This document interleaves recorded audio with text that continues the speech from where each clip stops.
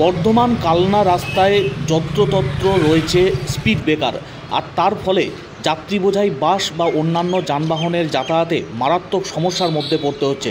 ইতিপূর্বে সংশ্লিষ্ট কর্তৃপক্ষের কাছে আবেদন করেও সমস্যার সমাধান না হওয়ায় আজ সকাল থেকে যাতায়াত বন্ধ করে দিল বাস। ধাত্রীগ্রাম এলাকায় বহু বাস দাঁড়িয়ে রয়েছে, কারণ তাদের অভিযোগ যতক্ষণ না পর্যন্ত সংশ্লিষ্ট কর্তৃপক্ষ ব্যবস্থা নিচ্ছে ততক্ষণ পর্যন্ত এই রাস্তায় আর বাস চালাবেন না। যাত্রী বোঝাই বাস নিয়ে যাতায়াত করতে গিয়ে সমস্যার মধ্যে পড়তে হচ্ছে বারবার। অতিরিক্ত স্পিড ব্রেকারের কারণে দুর্ভোগ বাড়ছে।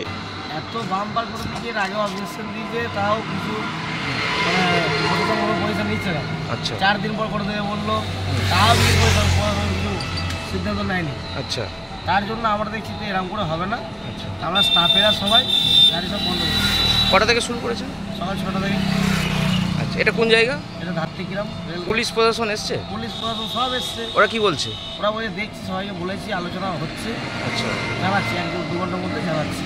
এখন চাইছি প্রশাসন যদি তুলে দেয়, যদি বলে হ্যাঁ তুলে দেবো তবেই গাড়ি চলবে। যদি বলে যে 2 দিন পর 4 দিন পর, তাহলে 4 দিন বললে 4 দিনই গাড়ি বন্ধ থাকবে। যতক্ষণ না হাম কাটছে ততক্ষণ গাড়ি চলবে।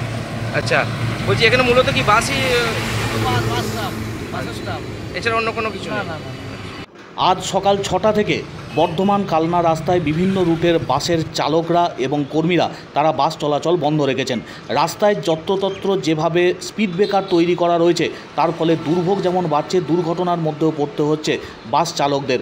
স্বাভাবিকভাবেই সেই দুর্ভোগ কমানোর জন্য স্পিড ব্রেকার তুলে দিতে হবে, এই দাবিতে সরব হয়েছেন বাস কর্মীরা এবং বাস চালকরা। যত্রতত্র বর্ধমান কালনা রাস্তায় এই স্পিড ব্রেকার বা হাম তৈরি করার কারণে বিপদের মুখে পড়তে হচ্ছে। প্রশাসনিক হস্তক্ষেপের দাবিতে এবার বাস চলাচল বন্ধ রাখলেন বাস কর্মীরা।